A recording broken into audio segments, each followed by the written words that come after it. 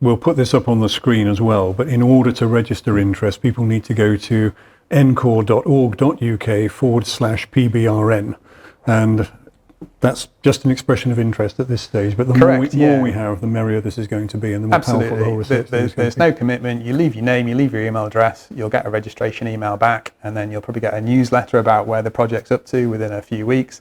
And then as soon as we've finished designing the survey, testing it, got ethical approval, we'll distribute this survey, hopefully early part of next year. And then it will be quite a lengthy survey because there's a lot of information we need. And then if you've completed and returned that survey, you're effectively enrolled on the PBRN. But there's still no commitment. It's still optional to take part in any of the sub-studies.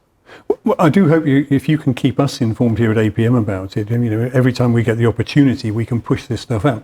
Because you've talked about people getting newsletters. Well, we all know that an awful lot of that stuff will go straight into spam and will never be seen. So anything we can do to help raise its profile, we'd be very happy to help with that.